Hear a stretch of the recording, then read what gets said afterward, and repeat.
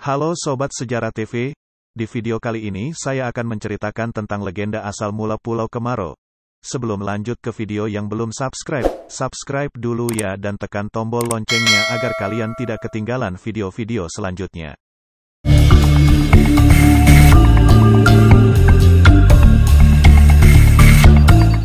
Legenda asal mula Pulau Kemaro adalah sebuah legenda yang mengisahkan asal mula terjadinya Pulau Kemaro di daerah Palembang, Sumatera Selatan, Indonesia.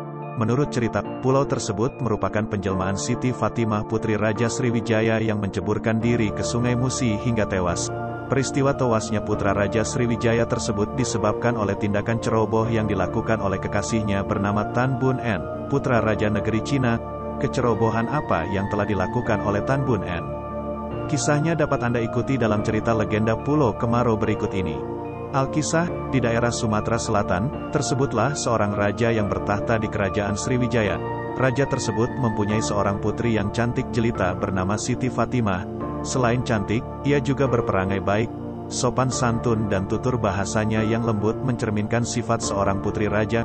Kecantikan dan keelokan perangainya mengundang decak kagum para pemuda di negeri Palembang. Namun, tak seorang pun pemuda yang berani meminangnya, karena kedua orang tuanya menginginkan ia menikah dengan putra raja yang kaya raya. Pada suatu hari, datanglah seorang putra raja dari negeri Cina bernama Tan Bun En untuk berniaga di negeri Palembang. Putra raja Cina itu berniat untuk tinggal beberapa lama di negeri itu, karena ia ingin mengembangkan usahanya. Sebagai seorang pendatang, Tan Bun En datang menghadap kepada Raja Sriwijaya untuk memberitahukan maksud kedatangannya ke negeri itu. Ampun, Baginda, nama hamba Tan Bun En, putra raja dari negeri Cina. Jika diperkenankan, hamba bermaksud tinggal di negeri ini dalam waktu beberapa lama untuk berniaga, kata Tan Bun En sambil memberi hormat. Baiklah, anak muda, aku perkenankan kamu tinggal di negeri ini, tapi dengan syarat kamu harus menyerahkan sebagian untung yang kamu peroleh kepada kerajaan, pinta Raja Sriwijaya. Tan Bun En pun menyanggupi permintaan Raja Sriwijaya. Sejak itu, setiap minggu ia pergi ke istana untuk menyerahkan sebagian keuntungan dagangannya. Suatu ketika, ia bertemu dengan Siti Fatimah di istana. Sejak pertama kali melihat wajah Siti Fatimah, Tan Bun En langsung jatuh hati. Demikian sebaliknya, Siti Fatimah pun menaruh hati kepadanya. Akhirnya, mereka pun menjalin hubungan kasih. Karena merasa cocok dengan Siti Fatimah, Tan Bun En pun berniat untuk menikahinya. Pada suatu hari, Tan Bun En pergi menghadap Raja Sriwijaya untuk melamar Siti Fatimah. Ampun, Baginda, hamba datang menghadap kepada Baginda untuk meminta restu. Jika diperkenankan, hamba ingin menikahi putri Baginda, Siti Fatimah, ungkap Tan Bun En. Raja Sriwijaya terdiam sejenak. Ia berpikir bahwa Tan Bun En adalah seorang putra Raja Cina yang kaya raya. Baiklah, Tan Bun, aku merestuimu menikah dengan putriku dengan satu syarat, kata Raja Sriwijaya. Apakah syarat itu, Baginda? Tanya Tan Bun En penasaran. Kamu harus menyediakan 9 guci berisi emas, jawab Raja Sriwijaya. Tanpa berpikir panjang, Tan Bun En pun bersedia memenuhi syarat itu. Baiklah, Baginda, hamba akan memenuhi syarat itu, kata Tan Bun En. Tan Bun En pun segera mengirim utusan ke negeri Cina untuk menyampaikan surat kepada kedua orang tuanya. Selang beberapa waktu, utusan itu kembali membawa surat balasan kepada Tan Bun En. Surat balasan dari kedua orang tuanya itu berisi restu atas pernikahan mereka dan sekaligus permintaan maaf, karena tidak bisa menghadiri pesta pernikahan mereka. Namun, sebagai tanda kasih sayang kepadanya, kedua orang tuanya mengirim 9 guci berisi emas. Demi keamanan dan keselamatan guci-guci yang berisi emas tersebut dari bajak laut, mereka melapisinya dengan sayur sawi tanpa sepengetahuan Tan Bun En. Saat mengetahui rombongan utusannya telah kembali, Tan Bun En dan Siti Fatimah bersama keluarganya serta seorang dayang setianya segera berangkat ke dermaga di muara Sungai Musi untuk memeriksa isi ke-9 guci tersebut. Setibanya di dermaga, Tan Bun En segera memerintahkan kepada utusannya untuk menunjukkan guci-guci tersebut. Mana guci-guci yang berisi emas itu? Tanya Tan Bun En kepada salah seorang utusannya. Kami menyimpannya di dalam kamar kapal, Tuan, jawab utusan itu seraya menuju ke kamar kapal tempat guci-guci tersebut disimpan. Setelah utusan itu mengeluarkan ke-9 guci tersebut dari kamar kapal, Tan Bun En segera memeriksa isinya satu persatu. Betapa terkejutnya ia setelah melihat guci itu hanya berisi sayur sawi yang sudah membusuk. Oh, betapa malunya aku pada calon mertuaku. Tentu mereka akan merasa diremehkan dengan barang busuk dan berbau ini, kata Tan Bun En dalam hati dengan perasaan kecewa seraya membuang guci itu ke Sungai Musi. Dengan penuh harapan, Tan Bun En segera membuka guci yang lainnya.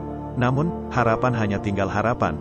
Setelah membuka guci-guci tersebut ternyata semuanya berisi sayur sawi yang sudah membusuk. Bertambah kecewalah hati putra Raja Cina itu. Dengan perasaan kesal, ia segera melemparkan guci-guci tersebut ke Sungai Musi satu persatu tanpa memeriksanya terlebih dahulu. Ketika ia hendak melemparkan guci yang terakhir ke sungai, tiba-tiba kakinya tersandung sehingga guci itu jatuh ke lantai kapal dan pecah. Betapa terkejutnya ia saat melihat emas-emas batangan terhambur keluar dari guci itu. Rupanya di bawah sawi-sawi yang telah membusuk tersebut tersimpan emas batangan.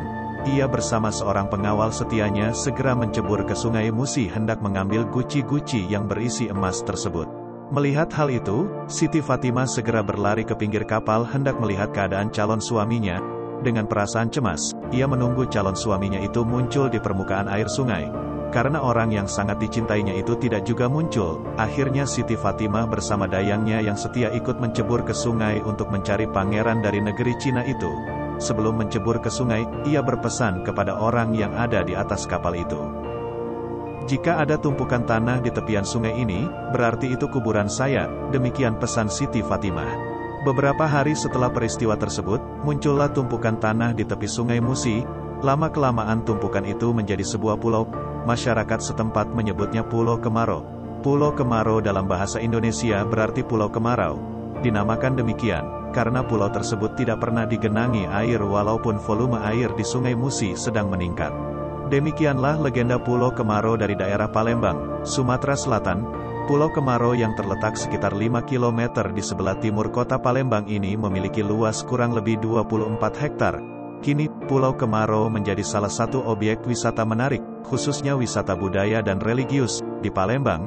Setiap perayaan Cap Gomeh, 15 hari setelah Imlek, ribuan masyarakat Cina, baik dari dalam maupun luar negeri seperti Malaysia, Singapura, Thailand, dan Cina, datang berkunjung ke Pulau Kemarau untuk melakukan sembahyang atau berziarah. Di pulau itu terdapat sebuah kuil sebagai tempat peribadatan, dan di dalamnya terdapat gundukan tanah yang diyakini makam Siti Fatimah, dan 2 gundukan tanah yang agak kecil yang diyakini makam pengawal Tan Bun En dan makam dayang Siti Fatimah. Di Pulau Kemarau juga terdapat sebuah pohon langka yang disebut pohon cinta, yang dilambangkan sebagai ritus cinta sejati, antara dua bangsa dan budaya berbeda pada zaman dahulu, yaitu antara Siti Fatimah dari negeri Palembang dan Tan Bun En dari negeri Cina.